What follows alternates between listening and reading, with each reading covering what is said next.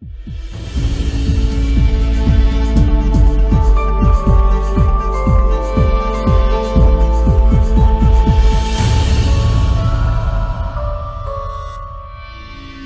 nós vamos fazer com o livro de Êxodo. E a ideia é que nós tenhamos uma visão ampla do livro de Êxodo e nós aprendamos alguma coisa e que a nossa vida seja edificada. Tá? Então, deixa eu ver se já está ali. Pode passar já. Vamos pôr o nome de Êxodo ali. Pode passar mais um. Aí, segura um pouquinho. Tá? Êxodo. Agora eu quero até a participação de vocês. Vocês já acordaram bem? Palavras, né? Vamos ver algumas palavras-chave do livro de Êxodo. O que vem à tua cabeça? Tipo, Êxodo, o que você lembra? Oi? Libertação? O que mais? Caminhada. O que mais? Saída. Libertação. Mais palavras? Salvação. É interessante esse termo salvação, né?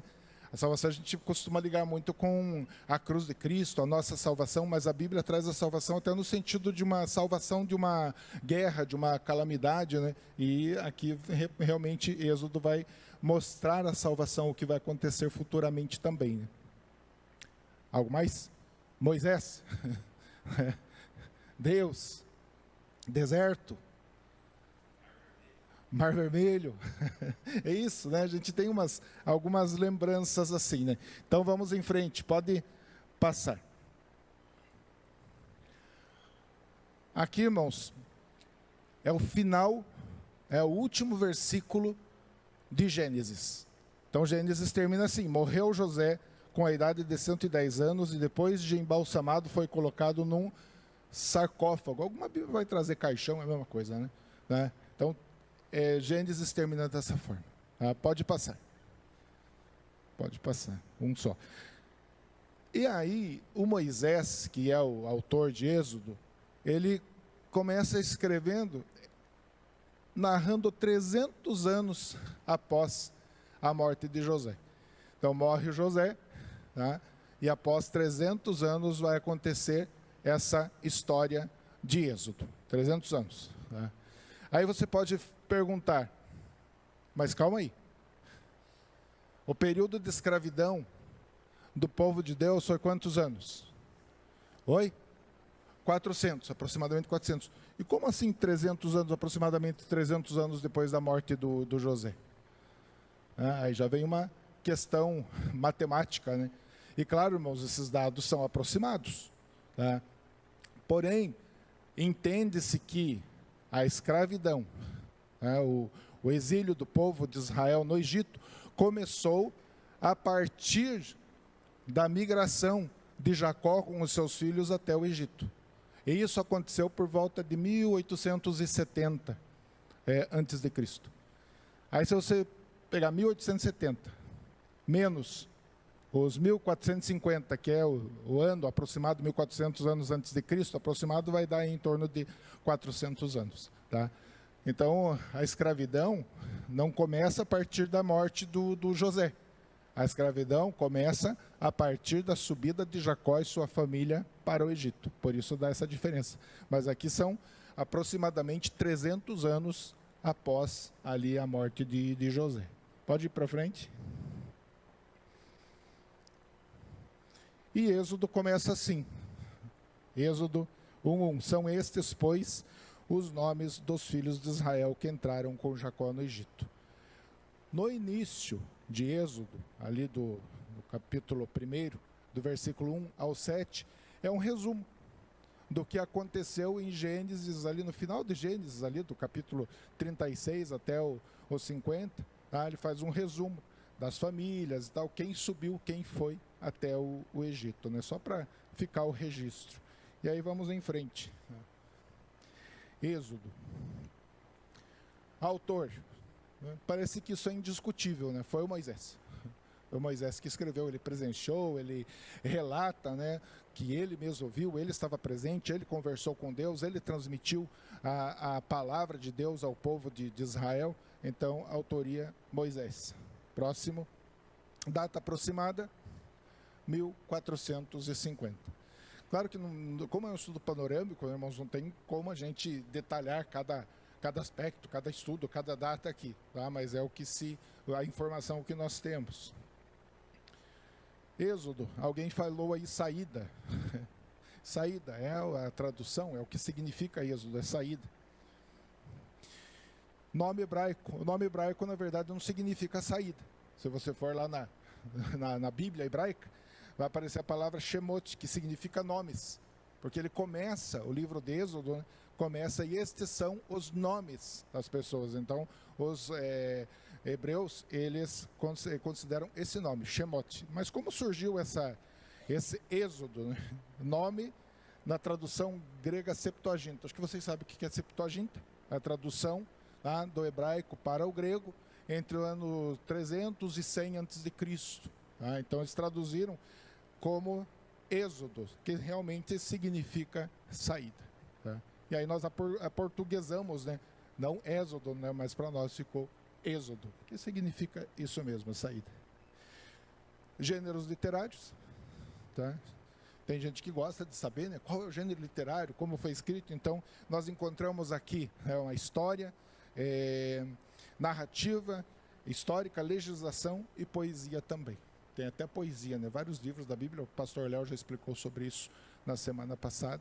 Então, às vezes, num relato histórico, de repente, nós encontramos uma poesia. Aqui tem até um cântico de Moisés, né? Depois da vitória, ele canta, ele louva a Deus em forma de poesia. Agora vamos para a estrutura. Tem que ser um pouco rápido mesmo, irmão, senão não dá tempo. Estrutura. Opressão e libertação. Então, no relato de Êxodo, logo no início, nós vamos ver o povo de que forma? O povo de Deus, os israelitas, sofrendo muito com a escravidão. Já havia morrido José, o faraó daquela época de José também já havia morrido, passaram-se alguns anos, e o povo de Deus, os israelitas, foram escravizados pelos egípcios. E consideremos que a nação egípcia era a nação mais avançada da época, com maior poderio militar. Era uma nação exemplo em termos de cultura, de ciência, né, de tudo. Eles tinham esse domínio sobre toda a terra. Então era uma nação considerada muito poderosa. E eles estavam oprimindo o povo de Deus. Então vem a escravidão do Egito, o chamado de Moisés, tudo isso dentro da primeira parte da estrutura do livro de Êxodo. As pragas e a saída do Egito, culminando na travessia do Mar Vermelho. O Matosinho lembrou ali do Mar Vermelho. Então fica marcante isso em nossa mente, né? Então o primeiro ponto é isso. Nós já vamos detalhar um pouco. Segunda parte da estrutura, caminho para Sinai. Então o povo de Deus caminhou pelo deserto e no Monte Sinai eles iriam receber as leis por intermédio de Moisés. Então Moisés recebe a lei. Então aqui nós vemos a provisão divina no deserto. Está tudo bonito aqui. Parece que está tudo bonito. Provisão divina no deserto, maná, codornizes. Então Deus cuidou do povo dele. Imagine um povo atravessando o deserto e Deus ali cuidando, suprindo, dando alimento para eles, dando a água. É bem verdade que daqui a pouco nós vamos ver algumas reclamações, tá? E não vamos ficar bravos com o povo de Israel, porque nós vamos ver alguma semelhança também, né, entre eles e nós na nossa caminhada cristã. Tem até uma guerra no meio, né? Os amalequitas investem contra o povo de Israel e o povo de Israel acaba sobressaindo. No capítulo 19 ao 24, a aliança no Sinai. Deus propõe uma aliança com o povo de Israel, um pacto com o povo de Israel. E depois nós vamos ver, mas Deus, ele põe as normas, ele propõe o pacto, ele põe as normas, e o povo de Israel fala, nós vamos obedecer. Vamos fazer tudo o que o Senhor falou para nós fazermos, nós vamos fazer. Então nós vamos ver isso daqui a pouco. O povo aceita a aliança.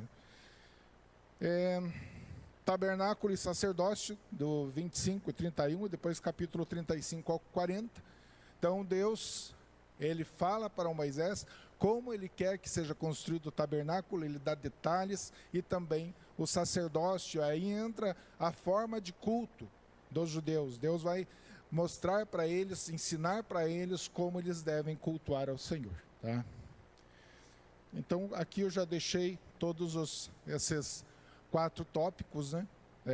Opressão e libertação, caminho para o Sinai, a aliança e também o tabernáculo e sacerdócio. Tá?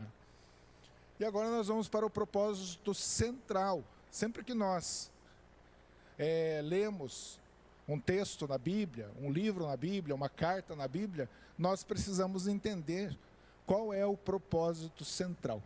Como que vocês me ajudariam nisso, né? Qual seria o propósito central? O que Moisés queria dizer quando ele escreveu Êxodo? O que ele queria ensinar? O que ele queria relatar? O que será, hein? Dependência do povo, o povo tinha que depender de Deus. O que mais? O que será, hein? Vocês já leram Êxodo? Quem leu Êxodo? Olha, quase todo mundo leu Êxodo. Então, vamos ver, vamos para frente, tá? Primeiro, narrar a libertação dos israelitas da escravidão do Egito. Então era o Moisés, ele queria fazer isso, narrar, mostrar como aconteceu essa libertação. Ele tinha esse propósito. E é muito interessante, irmãos, porque nós vamos ver, nós vamos fazer um paralelo depois com os evangelhos, tá? Que os evangelhos, eles mostram também a nossa libertação. Eles mostram a nossa saída deste mundo, a saída do mundo de mentira, da escravidão, do pecado, e nós somos libertos por Cristo. Então, Moisés narra aqui esta libertação. Tá? E é muito interessante da Bíblia nós entendermos isso, o propósito de Deus, sempre Deus mostrando o caminho para a libertação. Sempre Deus mostrando para nós o plano da redenção. Tá? Até hoje cedo eu conversava com a minha esposa a respeito da palavra libertação. Ela falou, redenção, né? Redenção parece até uma palavra mais forte, mais bonita, né? Você lembra do título da Princesa Isabel no Brasil? Quem lembra? Quem é da história? Quando ela assinou a Lei Áurea, qual o título que a Princesa Isabel recebeu? Redentora. Por quê? Por causa da redenção. Ela assinou essa Lei Áurea. No Rio de Janeiro, aquela estátua lá, o Cristo Redentor. Então, essa palavra redenção, ela nos ensina algo muito importante, que é a libertação, é a saída do cativeiro. Vamos em frente. Outro propósito, crescimento da nação de Israel. Nós ficamos contentes quando a igreja cresce, né? Quando cresce verdadeiramente, né? Com pessoas que compreenderam a palavra de Deus, que se arrependeram, que se uniram à igreja e tiveram um sinal visível no batismo, nas águas, né? Então nós ficamos contentes. E aqui Moisés narra também o crescimento do seu povo. Outra coisa, estabelecer a aliança de Deus com o seu povo. Aí entra isso que o irmão falou, a dependência de Deus. Hoje nós temos uma aliança com Deus. Nós temos um pacto com Deus. Deus fez essa aliança. Deus fez esse pacto por intermédio da morte de Jesus Cristo. Nós vamos ver que no pacto vai ter derramamento de sangue também. Outra coisa, revelar a natureza e o propósito de Deus na história da salvação. Então Deus se revela no livro de Êxodo. Nós falamos de Deus, o poder de Deus, a ação de Deus. E com certeza, irmãos, aí nós vamos tirar algumas lições para a nossa vida também. Nós não estamos sozinhos. Apesar de nós, apesar do que nós podemos fazer, apesar dos nossos erros, Deus não abandona a sua igreja. Ele tem uma aliança conosco. e essa aliança é mantida por Ele mesmo. Então vamos lá, agora o início ali, a libertação, nós voltamos, vamos detalhar um pouco. Êxodo capítulo 3, versículos 7 e 8. E o Senhor disse: certamente vi a aflição nós já vamos ver, que está no Egito, e ouvi o seu clamor por causa dos seus capatazes, pois eu conheço os seus sofrimentos. Vamos ver isso aqui primeiro. Ó. Segura aí um pouco. Certamente vi. Deus viu. Não é, irmãos, Deus não está dizendo através da sua palavra que de repente ele foi passear lá num lugar distante e de repente voltou e viu. Não, ele viu. Ou seja, ele tem conhecimento. Ele sabia o que estava acontecendo. Veja que Deus sempre sabe o que está acontecendo com a vida da sua igreja, com a vida do seu povo. Às vezes nós nos desesperamos. Às vezes nós passamos por aflições, mas nós precisamos entender isso. Certamente vi a aflição. Se você está aflito, se você está passando por um momento difícil, saiba disso. Pega para a tua vida isso. Deus viu e Ele continua vendo. Ele viu a aflição eu deixei um pouquinho ali, nós já vamos desvendar, que está no Egito. E ouviu o seu clamor. Deus viu o povo sofrendo e Deus ouviu o seu clamor, o clamor do povo dele. Eles estavam orando, eles estavam clamando, eles sabiam que existia um Deus. O que Deus fez no livro de Gênesis, eles sabiam de todo o relato, de todos os acontecimentos, eles sabiam que existia um Deus, então eles clamaram. Irmãos, não pense que quando você clama a Deus, quando você ora ao Senhor, é algo simplesmente do ser humano, não. É o Senhor, é o próprio Deus que nos leva a orar. Seja através do sofrimento, e a ação do seu Espírito Santo faz com que nós lembremos sempre que existe um Deus que é muito maior do que tudo, do que todas as coisas.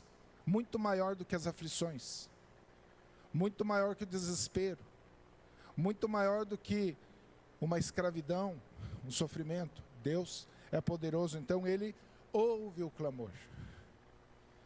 As nossas orações são ouvidas pelo Senhor, por causa de seus capatazes. Claro, esse sofrimento era por causa dos capatazes, pois eu conheço os seus sofrimentos. Mais uma vez ainda, Deus deixa claro, eu conheço o seu sofrimento. Tá? Agora ali o que está oculto, acho que vocês já perceberam o que é. Então, certamente vi a aflição de o quê? Meu povo. Meu povo. Acho que agora já desvendou ali. Meu povo. Deus tem um povo. Deus tem um povo. Ele prometeu para Abraão, ele fez uma aliança com Abraão, que ele faria do Abraão uma grande nação. E agora os descendentes de Abraão estão escravizados. Mas não é pelo fato deles estarem escravizados que eles deixaram de ser povo de Deus. Não é pelo fato da igreja passar por dificuldades, sofrimentos, lutas, é que a igreja deixa de ser o povo de Deus. Deus continua nos amando. E isso acontece individualmente. Se você é do povo de Deus, se você faz parte do povo de Deus, você nunca será abandonado por Deus. Deus olha para você. Deus cuida de você. Mas a minha fé está meio na corda bamba. Ultimamente eu tenho sofrido tanto que eu não estou conseguindo crer no Senhor. Irmãos, o livro de Gênesis, de Êxodo, ele mostra para nós que não importa a nossa situação, O que importa é que nós temos um Deus de amor e que tem uma aliança com o seu povo. Vamos em frente. Aqui só eu conheço seus sofrimentos, tudo bem? Vamos além. Aí o que Deus faz? Ele ouve a oração, ele vê os sofrimentos, e eu desci para libertá-los. É interessante essa expressão, e eu desci, né? Deus está em todos os lugares. Se você descer no mais profundo do oceano, Deus vai estar lá. No mais alto dos céus, Deus estará lá. Agora ele usa essa expressão, eu desci. Eu desci para libertá-los. Deus desceu para fazer algo. Ele está dizendo, eu vou agir. Eu fui ver de perto, para que a gente possa compreender essa linguagem. Eu desci, eu estou no trono, mas agora eu desci com vocês, eu vou lutar por vocês. Ele demonstra para esse povo que eles têm um Deus, o Deus da guerra, o Deus que vai lutar por eles. Então eu desci para libertá-los. Aqui já aparece a libertação. Deus diz, eu vou libertar vocês. Irmãos, pensa bem, quem não nasceu, quer dizer, na verdade ninguém nasce crente, né? Vai ter um momento que você vai ser levado por Deus a Jesus Cristo. Mas talvez você viveu uma vida distante de Deus, como é o meu caso. Eu não nasci num lar evangélico, mas de repente Deus, no dia certo, no momento certo, Ele disse, eu vou libertar você. E Deus nos liberta através do Espírito Santo, nos dando a compreensão das Escrituras, da verdade que há em Cristo. E nós passamos a crer, porque o Senhor, Ele desceu para nos libertar. Desceu para fazer algo por nós. Vou libertá-los da mão dos egípcios, e para fazê-los sair daquela terra, para uma terra boa e grande. Daqui a pouco nós vamos ver a semelhança com os evangelhos. Deus nos liberta desse mundo e promete que vai nos levar para onde? Para uma terra grande. Jesus disse, eu vou preparar lugar para vocês. A terra vai ser refeita. Vai acontecer um momento de novos céus e nova terra. Então nós temos uma promessa. Se a gente traçar uma linha, né, se é que é possível, uma linha da eternidade, uma linha sem início e nem fim, e nós estaremos nessa linha, mas uma partezinha tão pequena. A nossa vida aqui é tão curta. O que seria 70 anos, 80 anos, 100 anos? Se comparado à eternidade. Então Deus nos deu essa vida aqui, para que nós possamos servi-lo, honrá-lo, adorá-lo. E para nós isso é um bem de Deus, é a vida. E um bem maior, é uma vida em Jesus Cristo. Então a nossa esperança está no Senhor, que nos prometeu um lugar onde não haverá pranto, nem choro, nem dor. Mas por que aqui tem que doer? Por que aqui tem que chorar, irmãos? Temos que passar por essas aflições. Mas não vamos olhar para o momento, mas olhar para as promessas do Senhor. Então está preparado uma terra boa e grande, para uma terra que emana leite e mel. Ou seja, uma terra rica, próspera. É isso que Deus estava prometendo para o seu povo. E aí ele fala, né, para o lugar dos cananeus, dos heteus, dos amorreus. Eles fariam guerra contra esses povos futuramente. E agora outro tópico, o crescimento. O crescimento da nação israelita. Irmãos, é interessante, porque o povo de Deus cresceu, mesmo estando no Egito, mesmo estando debaixo do castigo, do sofrimento, da escravidão, esse povo continuou crescendo. Olha esse versículo, e os filhos de Israel, o que aconteceu com eles? Frutificaram. Pode passar. Sumiu. E os filhos de Israel, pode ir um pouquinho para frente, frutificaram. Ou seja, produziram frutos, filhos, cresceram. e multiplicaram. Esse multiplicar aqui, irmãos, está muito ligado com o entendimento da bênção de Deus sobre eles. O povo entendia que quanto mais filhos, quanto maior as famílias, era a bênção de Deus. E realmente, aqui nesse caso, eles foram muito abençoados, eles multiplicaram. Pode tocar. E se aumentaram, e se fortaleceram grandemente, e a terra se encheu deles. Veja, são termos parecidos, multiplicaram. A terra se encheu deles. Esse termo aqui, a terra se encheu deles, é como se você estivesse no Egito e onde você olhasse, você via um israelita. Você, puxa vida, mas virou praga esse povo, né? Tinha muito israelita. E isso incomodou os egípcios. Isso incomodou. A ponto de eles fazem o quê? Vamos matar aqueles meninos, os homens que nasceram, vamos matá-los. E houve morte. E aí que Moisés foi livrado, foi livre pela sua mãe, que escondeu ele naquele cestinho, né? Que chamam hoje, nas crianças que são carregadas, chamam de Moisés, né? Pelo menos na minha época, assim, acho que agora não tem mais essas coisas, né? Era Moisés, não era? Aquele cestinho de carregar a criança. Agora acho que não tem mais esses negócios, ou tem? Tem. Eu sou avô novo e não sei dessas coisas. Então, por isso o nome de Moisés, ele foi colocado num cestinho ali e tal.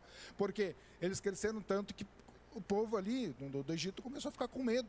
Tá? Então, eles acharam que o certo era segurar o crescimento da nação de Israel, matando os homens, os primogênitos ali.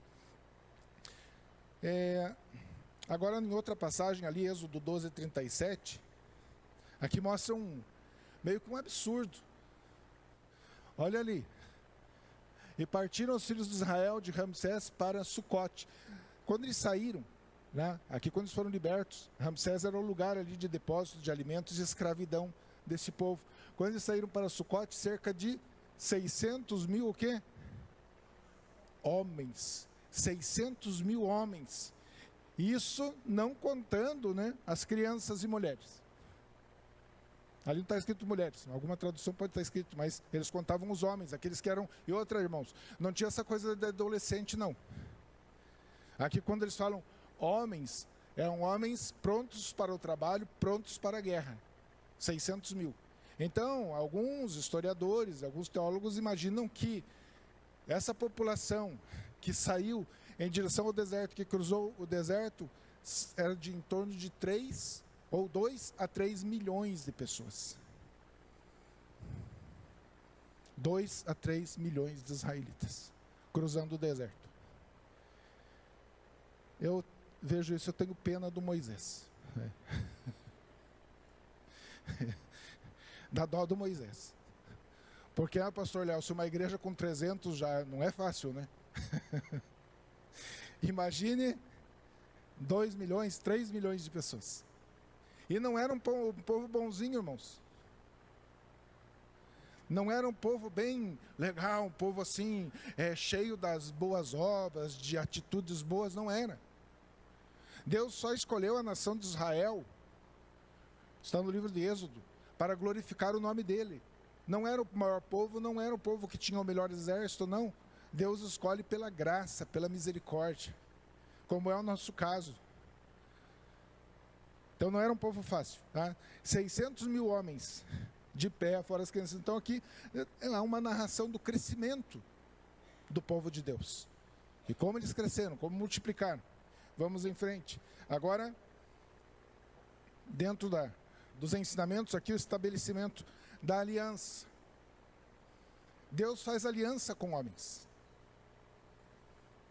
Nós somos tão pequenos, criaturas, e Deus é tão grande, eterno, poderoso, e mesmo assim, Ele faz alianças com os homens. Então, Êxodo 19, 5 e 6. Olha o que a palavra diz. Agora, pois, Deus falando ali através de Moisés, agora, pois, se diligentemente ouvirdes a minha voz e guardardes o meu pacto, então sereis a minha propriedade peculiar dentre todos os povos, porque toda a terra é minha. E vós me sereis um reino de sacerdotes e uma nação santa. Está ali, né? Tá? Então, meu pacto, Deus propõe. Agora, esse pacto é um pacto bilateral, porque entre duas partes. O que Deus está dizendo? Se ouvirdes a minha voz. Veja que tem um se ali. Envolve obediência. Envolve a aceitação da lei de Deus. Então, se ouvirdes a minha voz e guardardes o meu pacto.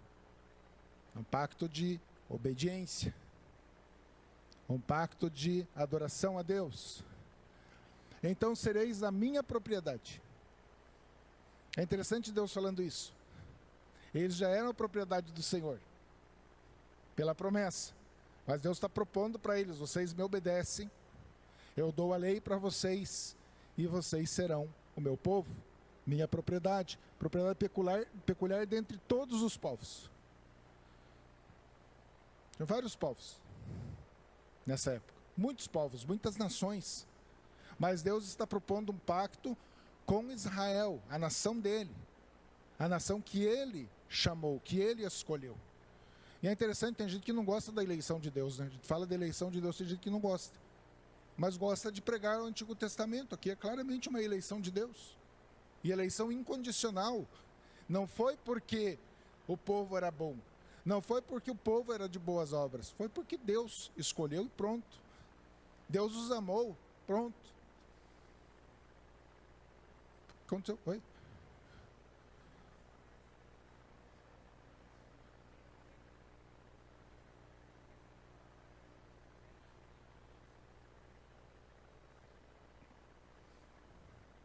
Isso, a irmã Maria está lembrando.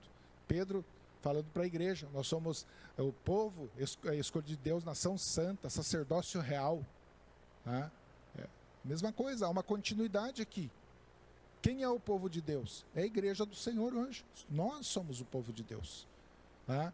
E tem um chamado muito interessante aqui, a palavra aqui, ó. Povos, porque toda a terra é minha. A terra é de Deus, ele sabe o que faz. Ele dita as normas. Deus é o dono de tudo. E vós me sereis um reino de sacerdotes e uma nação santa. Sacerdotes, um reino de sacerdotes, o que significa isso? É o que o Pedro fala. O que é um sacerdote? O sacerdote é aquele que intercede, que oferece sacrifícios. Então o chamado para a nação de Israel é interessante. Deus escolhe essa nação, mas Deus fala para eles: vocês serão um reinado de sacerdotes, ou seja, vocês vão levar a minha palavra. Vocês vão pregar a minha palavra, vocês vão interceder por esse mundo. A função de Israel não era simplesmente: fomos escolhidos de Deus, somos o povo de Deus, então vamos adorar, vamos construir aqui o tabernáculo. Não, existe um chamado para anunciar a Deus. Há alguma semelhança? Há uma semelhança. Deus nos chamou porque Ele nos ama. E Ele tem um propósito com a nossa vida. Qual é o propósito? Eu comprar um carro novo, comprar um por aí. Eu tenho um bom trabalho. Não. O propósito para a igreja é adorar a Deus, servir a Deus e levar o Evangelho a toda a criatura. É evangelizar mesmo. É anunciar que existe um Deus todo-poderoso, um Deus que nos ama e que enviou o seu Filho para morrer numa cruz em nosso lugar. Vamos em frente. Então só grifei alguma coisa ali: minha propriedade, tudo é do Senhor. O apóstolo Paulo fala: existe alguma coisa que você tenha que não foi dada por Deus? Hein? Tudo foi dado por Deus, tudo. Vamos em frente. Estabelecimento da aliança ainda. Olha agora Êxodo 24, 7 e 8. Continuando o estabelecimento da aliança ali. Como ela foi feita. E tomou o livro da aliança. Então, Moisés pega o livro da aliança, o que Deus tinha determinado, as leis, e o leu perante o povo. Imagine a cena. Moisés lendo tudo que Deus estava ordenando a eles. Se vocês querem ser meu povo, vocês vão ter que fazer assim, assim, assim. E inclusive ali já tinha o resumo de toda a lei, os 10 mandamentos. leu perante o povo, e eles disseram o quê? Olha o que o povo disse: tudo o que o Senhor tem dito, faremos e obedeceremos. Olha que povo bom, né? Povo bom. Pode deixar, Deus, vamos fazer, vamos obedecer, vamos cumprir. Ah, ótimo. Então Moisés tomou o sangue, irmãos, cuidado com esse verbo aqui. Tomar é de pegar, sabe? Um dia um irmão falou, mas Moisés bebeu o sangue. Não bebeu. Ele tomou no sentido de pegar, não de tomar. Então Moisés tomou o sangue e o aspergiu sobre o povo. Que sangue era esse? Eles haviam apresentado sacrifícios para Deus. Sacrifícios de bezerros. Então ele pega esse sangue e asperge sobre o povo. Sinal da aliança. Derramamento de sangue. Deus sempre nos ensinando, para haver uma aliança, precisa haver derramamento de sangue. Apontando para o plano da redenção, né? Eis aqui o sangue da aliança, tá? Que o Senhor fez convosco sobre todas estas palavras. Olha a antiga aliança. Isso lembra alguma coisa? Eis aqui o sangue da aliança. Jesus disse o quê? Este é o sangue da nova aliança derramado por vocês. Olha como Deus é tão maravilhoso, soberano. Tem o controle da história em suas mãos. Tudo que estava sendo feito aqui, nesse momento, embora o povo ali não soubesse, mas Deus estava mostrando, apontando o plano da redenção, a salvação em Cristo, derramamento de sangue, a aliança com o Senhor. Agora, será que esse povo cumpriu? Misericórdia. Não cumpriu. Não cumpriu. Nós já vamos ver algumas. Aqui eu já ia direto ali para o caráter de Deus, Deus se demonstrando, mas eu quis fazer essa parte, essa tela aqui com a inconstância humana. A inconstância humana. Quando você desceu as águas, o que se pensou? Nem precisa falar. Deus, agora sim. Daqui para frente, outra pessoa, eu sou teu, eu vou ler a Bíblia, eu vou orar, eu vou participar dos cultos, né? Se você consegue fazer isso, graças a Deus.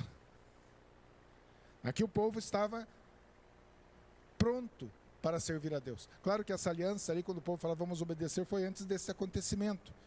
Aqui, em Êxodo 14, foi na saída do povo da escravidão. Olha o que está escrito: o Senhor endureceu o coração do faraó. Irmãos, o Senhor endureceu o coração do faraó, tem gente que tenta aliviar. Deus endureceu o coração de faraó. O faraó já não era do povo de Deus. Não era um homem escolhido para servir a Deus. Então Deus endurece o coração dele, para não deixar o povo sair. Tá? O Senhor endureceu o coração de faraó, rei do Egito, e este perseguiu os israelitas que marchavam triunfantemente. Pode já pôr outro versículo também. Tá? Tem alguma Bíblia que vai aparecer que eles marchavam de mãos levantadas. Aqueles homens ali, aqueles 600 mil homens, eles estavam marchando triunfantemente. O que significa isso? Firmes. Nós estamos com Deus, né? Estamos marchando, vamos para a terra prometida. Tá? E aí, no versículo 10, só pulei o 9 ali, no versículo 10, ao aproximar-se, pode ir para frente um pouquinho, ao aproximar-se Faraó, os israelitas olharam e avistaram os egípcios que marchavam na direção deles. Eles marchavam triunfantemente. Agora o exército de Faraó aparece marchando atrás deles. E qual é a reação desse povo? E aterrorizados clamaram ao Senhor. Tem Bíblia que vai escrever com medo. Eles ficaram com medo. Aterrorizados, então eles clamaram a Deus. Pelo menos aí, né? No medo, clamaram a Deus. Mas, irmãos, logo na sequência, eles clamam a Deus. Mas logo ali na sequência, versículo 11, disseram a Moisés. Agora, primeiro eles clamam a Deus. Veja, irmãos, que ensinamento. Pode acontecer isso em tua vida. Na aflição, no medo, você clama a Deus. Mas você quer a resposta para agora. Você quer que Deus haja do teu jeito e agora. Mas isso não acontece. E aí você começa a murmurar, reclamar para todo mundo. E eles disseram a Moisés, que era o líder deles. Olha o que eles falam. Irmãos, essa é a murmuração. Que é até engraçado, né? O jeito deles murmurar. Eles são cômicos. Olha o que eles falam para Moisés. Foi por falta de túmulos no Egito que você nos trouxe para morrermos no deserto? Primeiro eu estou marchando triunfante, firme. Agora estou ameaçado. E qual é a reação? Moisés não tinha túmulo suficiente lá no Egito para nos sepultar?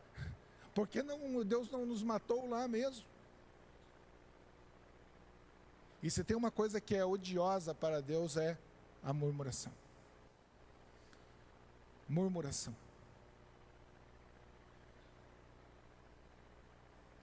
Tem gente que tem coragem, irmãos, de pegar até folha de pagamento do seu trabalho e falar, olha que folha de miséria. Que vida de miséria. Tem gente que gosta de murmurar. Mas a palavra de Deus nos ensina a dar graças em todas as coisas. Aqui era grave a situação, era. Mas calma aí, Deus não havia os livrado, os libertado através das pragas. Deus operou milagres maravilhosos ali. E agora o povo está dizendo, por que não nos matou lá no Egito mesmo? Por que nos tirar de lá para nós morrermos do deserto? O que fez conosco nos tirando de lá e ainda continuam? Já não lhe tínhamos dito no Egito, deixe-nos em paz. Quando Moisés começou as conversas com o faraó para libertar o povo, o que o faraó mandou fazer?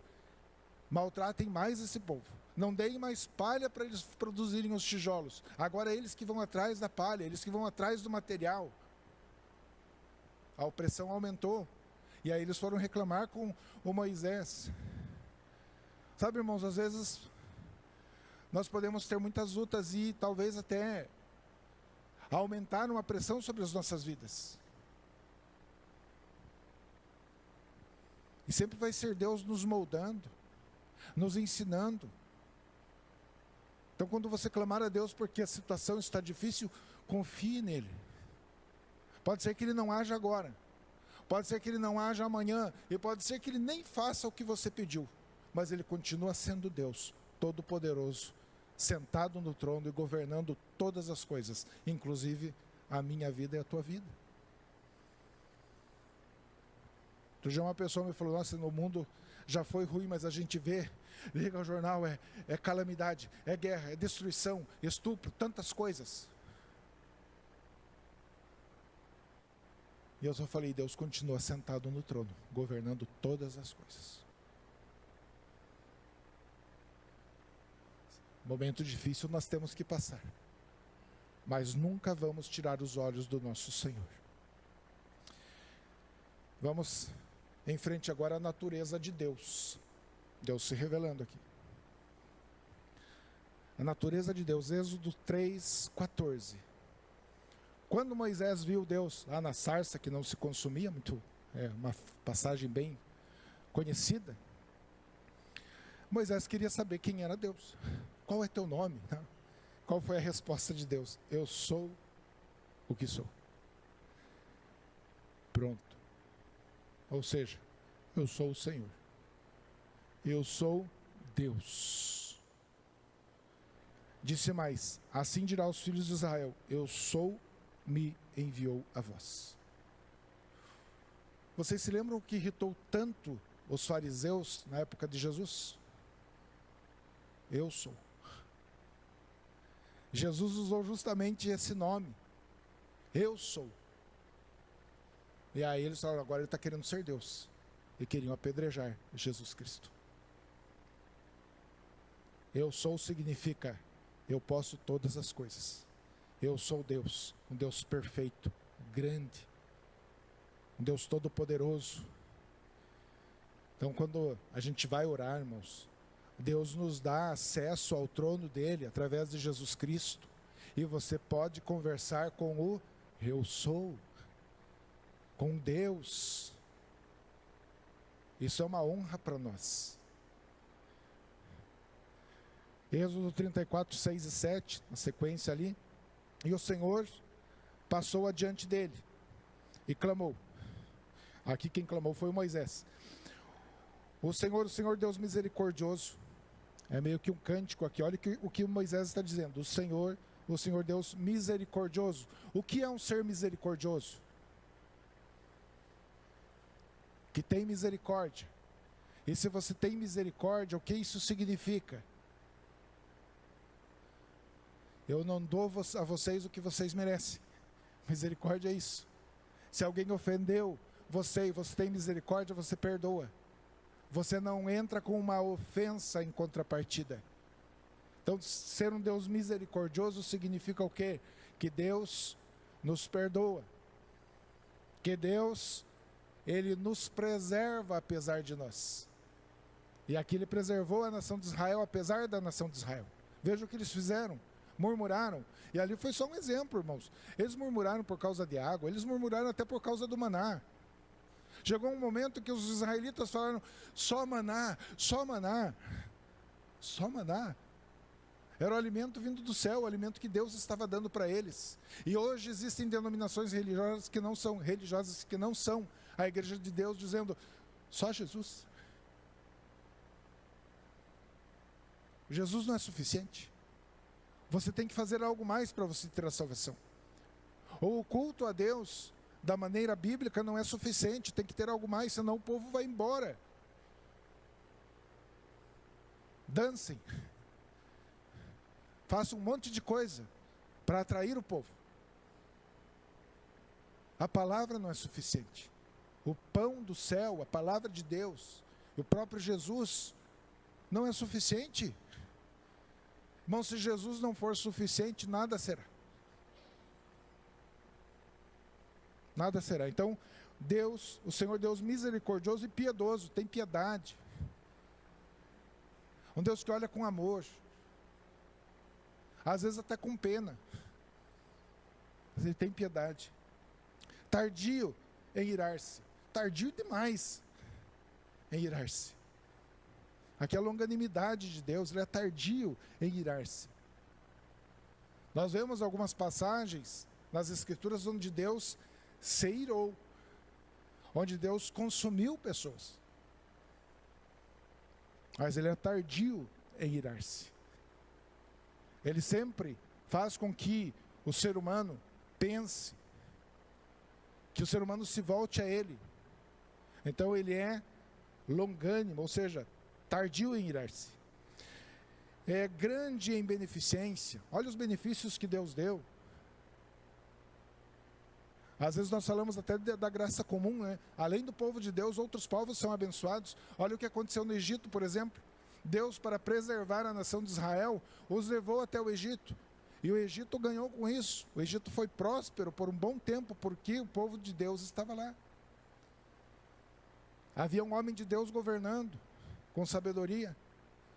Embora falhou, né, também comprou todas as terras, deixou o povo sem nada, mas estava lá governando. Era um homem de Deus. E tudo bem, Deus é grande em beneficência e verdade. Deus é grande em verdade. Se existe um ser verdadeiro que você pode confiar, que você pode conhecer, é Deus. Por isso, irmãos, nós confiamos nas Escrituras. Outro dia fui fazer uma visita e aí teve uma pessoa que falou: mas Deus fala ainda hoje, assim, Deus conversa com a gente? É uma pergunta difícil, né? Pela primeira coisa, Deus tem a palavra dele, que é fiel, pura e verdadeira. Essa é a nossa verdade absoluta. Agora, se Deus quiser falar particularmente com alguém, ninguém pode proibir Deus de fazer isso. E se isso acontecer, é um caso muito esporádico, muito específico. Mas, no geral, aqui, Deus tem se revelado através da sua palavra. O livro de Hebreus fala: Deus se mostrou de várias formas, e agora Ele se revela através de Jesus Cristo, seu Filho. Tá? Que guarda a beneficência em milhares e perdoa a iniquidade e a transgressão e o pecado. Olha as características de Deus. É o Deus que nós servimos, é o Deus que nós conhecemos. É um Deus que perdoa a iniquidade, ou seja, Ele perdoa os nossos pecados. Ele está sempre pronto para perdoar. Isso não é uma licença para nós pecarmos. Muita gente imagina, não, eu estou na época da graça, Jesus já morreu na cruz por mim, então eu posso pecar. Não, isso não é uma licença para pecar, pelo contrário. É motivo para nós nos arrependermos e nos achegarmos a Deus e pedirmos perdão. Ele perdoa as nossas iniquidades. E a transgressão e o pecado, então Deus é um Deus perdoador.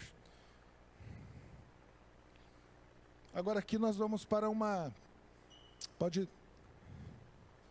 ir para frente. Agora aqui um comparativo, tá? Entre Êxodo e o Evangelho. Primeiro, libertação do Egito. Segura aí. O que isso tem a ver com os Evangelhos? Libertação do pecado, tá? Vamos lá. Pode ir. Libertação do pecado. João 8:34 ao 36. Jesus fala o quê? Aquele que eu libertar será verdadeiramente livre. Deus libertou você. Deus nos libertou. Ele é o libertador. Jesus Cristo é o libertador.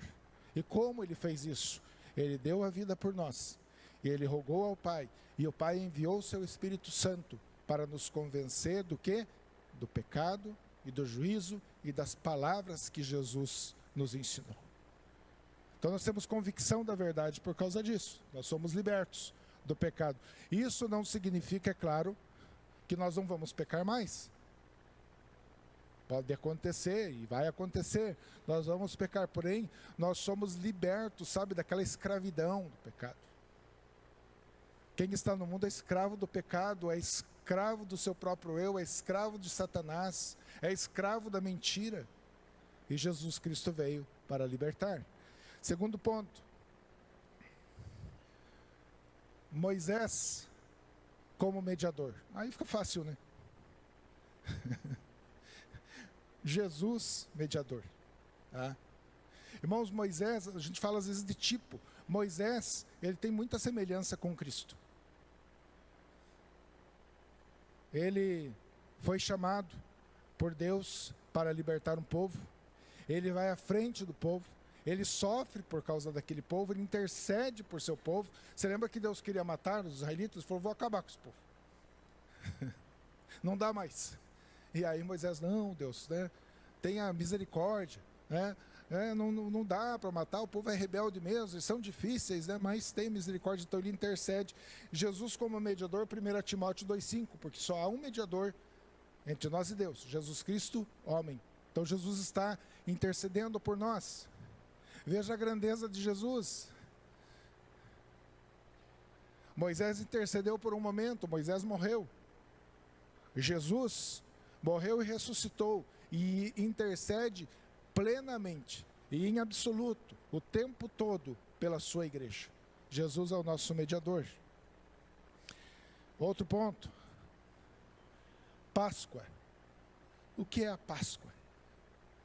O que o povo foi em Êxodo? Deus dá uma ordem ao seu povo antes de sair do Egito. Qual foi a ordem? Matar um cordeiro e fazer o quê? Passar o sangue nos umbrais. Este sangue, que Deus mostra ali a libertação, este sangue aponta para o sacrifício de Cristo. Jesus como mediador, quer dizer, Jesus o Cordeiro de Deus, João 1,19. O que o João Batista falou para toda aquela multidão que estava ali quando Jesus estava chegando? Eis o Cordeiro de Deus que tira o pecado do mundo. João Batista estava dizendo, agora está aqui. Aquele outro era uma prefiguração. Agora é o Cordeiro de Deus que tira o pecado do mundo, Jesus Cristo. João Batista já estava dizendo, já estava mostrando que Jesus Cristo iria morrer por aquele povo. Os 10 mandamentos. Os 10 mandamentos. Escuta, irmãos, assim o povo, né? Nós falamos do povo. Eles falam, não, nós vamos obedecer toda a lei. Não. E aí os 10 mandamentos é um resumo da lei. Qual de nós consegue obedecer plenamente um dos mandamentos? Ninguém. Ninguém. Veja como Deus é misericordioso. Nós não passamos por nenhum dos 10 mandamentos. Onde uma pessoa teimou comigo e falou, não, parabéns então. Não tem. O que existe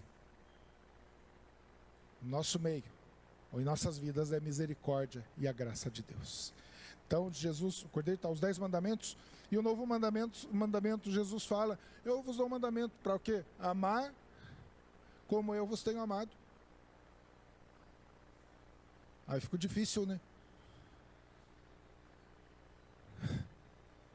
Ame o teu próximo como eu vos tenho amado. Irmãos, Jesus está dizendo, deem a vida pelo irmão de vocês.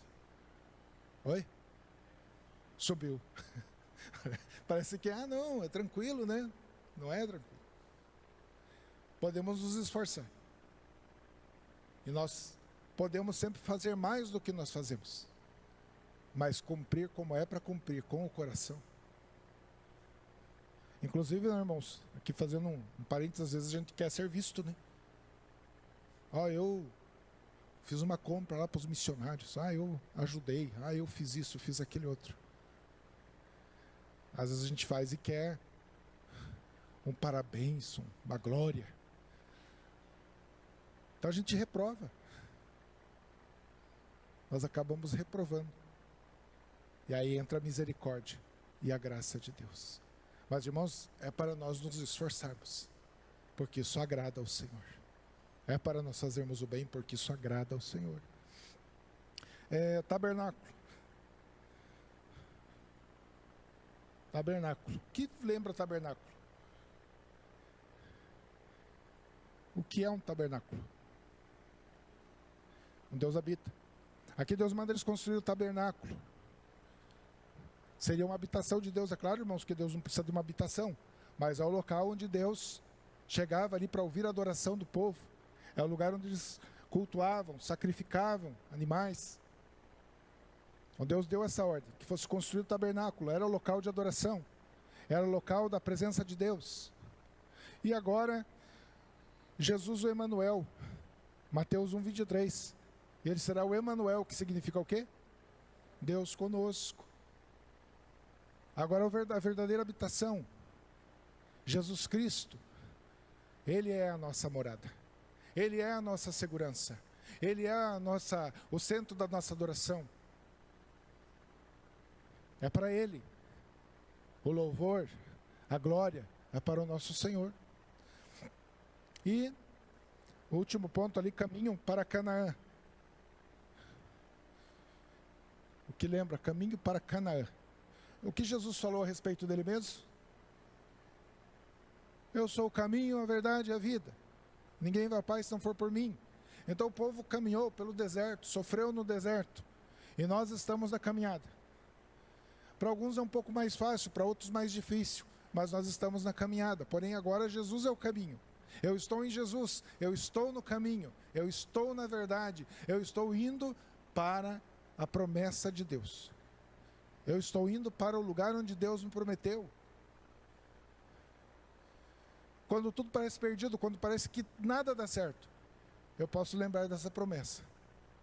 Deus prometeu um lugar para mim. Um lugar maravilhoso. E Ele prometeu ainda um novo corpo.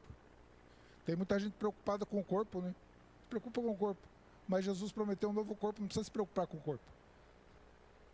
Pode vir até arrepiado para a igreja, não tem problema.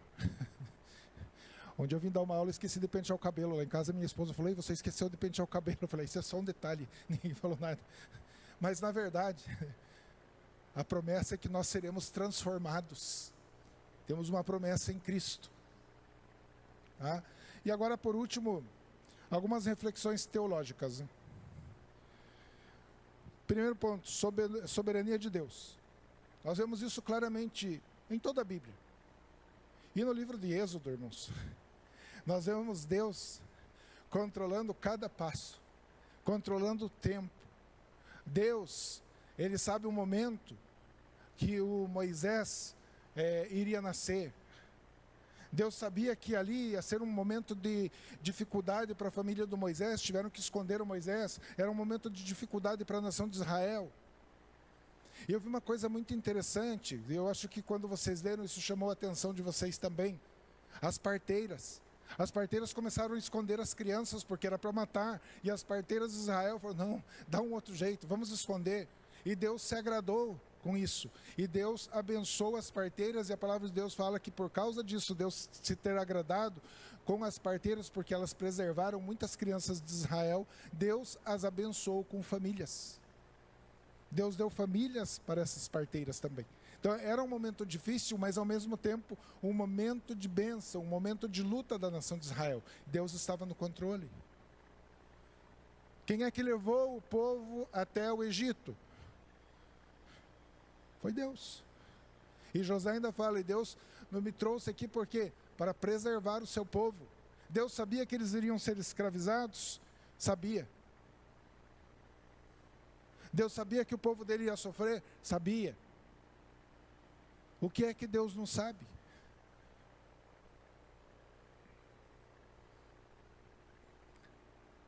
E às vezes assim a gente vai para o Senhor. A gente chega na igreja do Senhor. E no outro dia, lutas. E lutas. E mais lutas. O Senhor sabia disso? Sabia. Ele está no controle? Ele está no controle. E nós precisamos passar por isso. Está no plano de Deus. A nação de Israel precisou passar por isso. E eles perceberam que eles têm um Deus todo-poderoso. Um Deus que é um Deus libertador, que os livra do mal. Eles aprenderam a clamar. Aprenderam, como disse o irmão, a depender de Deus. No deserto não tem plantio de feijão nem de arroz. Não tinha nada. E Deus deu maná, depois Deus deu codornizes. Deus alimentou o povo. Moisés tocou na rocha e eles beberam aquela água, no meio do deserto. Um Deus é soberano. Conhece cada detalhe, cuida de cada detalhe. Ele é dono da história. Ele projeta a história. Deus, quando está escrito que ele desceu ali para libertar o povo, não é o que Deus pôs a mão na cabeça e pensou, puxa vida, olha, o que aconteceu, eu não sabia que isso ia acontecer. Não existe isso para Deus. Tudo é planejado, tudo.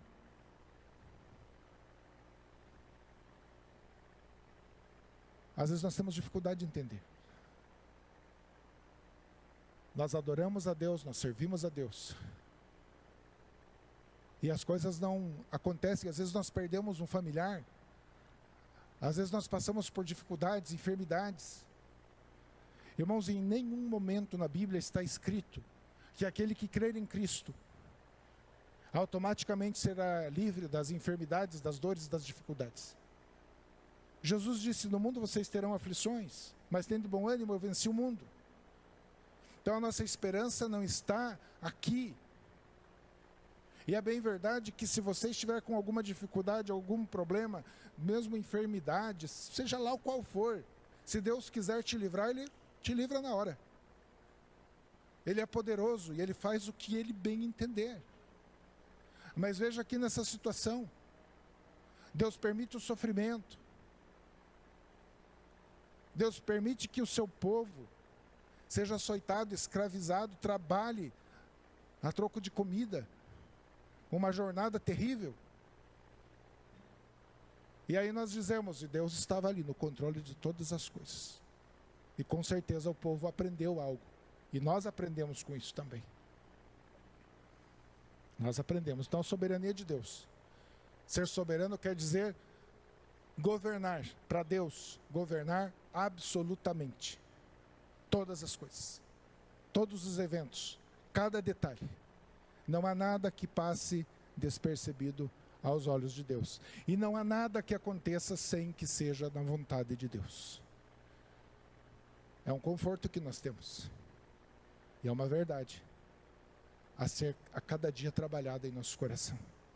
Segunda aliança, a fidelidade de Deus, a sua aliança com Abraão, Isaque e Jacó. Você lembra que Deus falou para Abraão, eu vou fazer de você uma grande nação?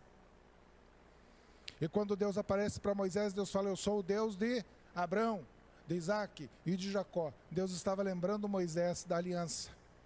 Uma vez que Deus tem uma aliança, Ele vai cumprir. Hoje nós vivemos uma aliança que não é bilateral. Nós vivemos uma aliança unilateral, ou seja, Deus fez aliança conosco. Nós estávamos perdidos no mundo de pecado. E Deus nos trouxe para a sua presença. Ele foi nos buscar. Foi uma ação de Deus para a nossa salvação. Jesus dá o seu Filho para morrer numa cruz em nosso lugar. E Ele vai nos resgatar. Jesus disse: ninguém vem a mim se o Pai não o trouxer. Ação de Deus, é a aliança de Deus. Ele fez uma aliança com você e você pode dizer: mas eu nem tinha falado nada. Não, nós não falamos nada. Se Ele nos amou, e todas as pessoas que Deus amou para a salvação, Deus vai trazer para a sua presença. Deus não é um Deus falho, Deus não é um Deus que tem os planos interrompidos. Ele vai cumprir tudo o que Ele determinou. Então, a aliança, a fidelidade de Deus, a sua aliança com Abraão. E hoje Deus tem uma fidelidade incrível conosco.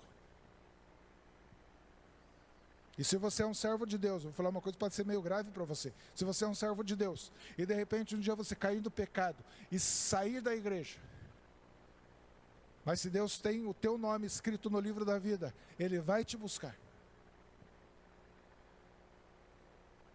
Ele vai trazer você de volta. Então, se você conhece alguém que se afastou dos caminhos de Deus, pode orar por essa pessoa. Pode continuar com esperança, porque os que são de Deus não vão se perder. É a aliança de Deus. Jesus disse: eu dou a minha vida pelas minhas ovelhas, e ninguém as arrebatará, ninguém vai tirá-las das minhas mãos. Graças a Deus que nós somos do rebanho de Cristo. Redenção, nós falamos, né, a próxima palavra é redenção. Êxodo como tipo de redenção. Eu entendo que isso seja a principal mensagem para nós, no livro de Êxodo. A história da redenção. Um povo que estava escravizado, um povo que estava sofrendo, um povo que não aguentava mais, um povo sofrido. Eu não gosto, irmãos, eu vejo às vezes algum cristão se gabando, e eu acho que não houve um arrependimento. Ah, não, quando eu era jovem e era do mundo, ixi, eu aprontei. Ah, eu fiz tanta coisa errada, e eu era um mulherengo daqueles, e dá risada. Irmãos, isso não é motivo de se gabar, isso é uma vergonha.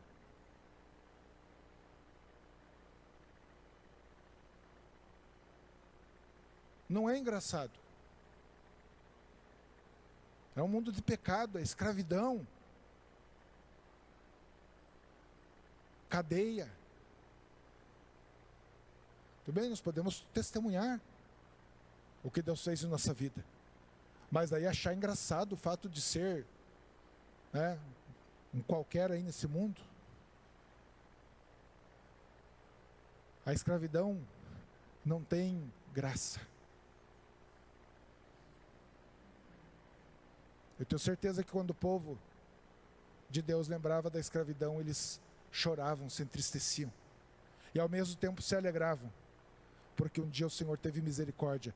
E a palavra de Deus diz que Deus desceu para libertá-los. O nosso Deus é um Deus que luta por nós. Deus luta por você. E ai daquele que atravessar os caminhos de Deus, né? Deus é poderoso. Então a redenção é a salvação, é a saída deste mundo. Lei, a lei como expressão do caráter de Deus. De repente alguém pode falar: mas Deus sabia que o homem não ia cumprir a lei? Sabia. Mas por que Deus deu uma lei tão dura? Porque Ele é Deus. A lei expressa o caráter santo de Deus. Se fosse uma lei segundo nós, ia ser uma lei bem fácil de cumprir, né?